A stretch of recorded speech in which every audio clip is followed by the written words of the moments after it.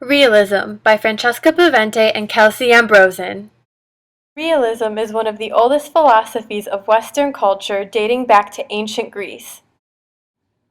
But what exactly is realism? Realism is the counter-proposition of idealism.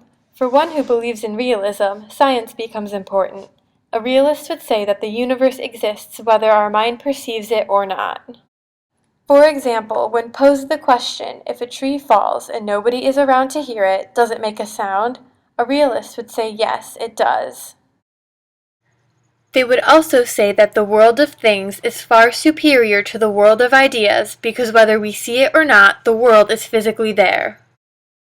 Realism can be broken down into three components: metaphysics, epistemology, and axiology.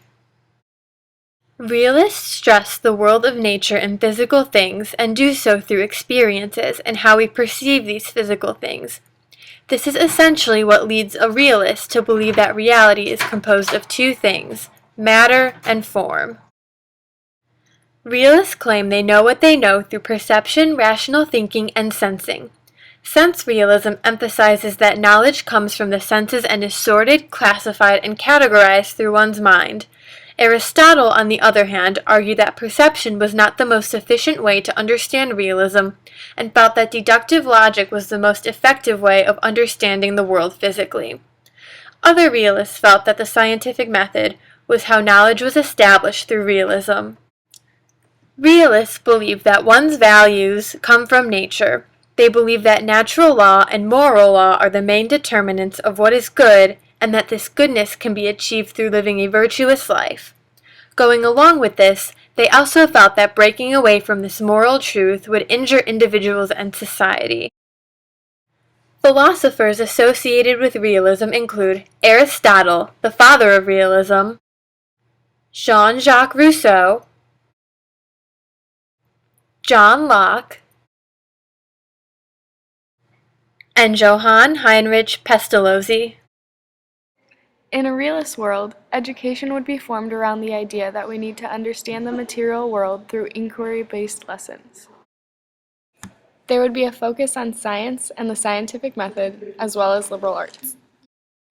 A realist would say that we need to teach and be taught a curriculum that not only expands our knowledge of the world, but also teaches us how to survive in today's society.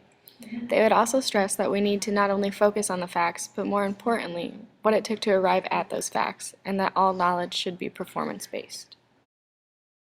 An important factor of realism is the belief that positive behavior is brought about by positive rewards.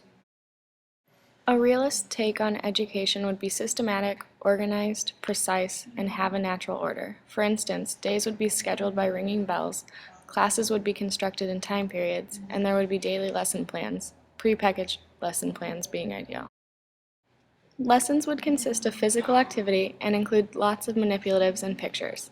The lessons plan should also be interesting, enjoyable, and open to observation because a realist believes in the importance of play in the early stages of education. Finally, realists believe that education should be available to all and that it is the government's responsibility to make sure that this goal is achieved. To apply the realist philosophy in a modern classroom, we would provide situations that allow students to arrive at their own answers via experiments and observation, and would have a structured and organized classroom with weekly, and within that, daily routines.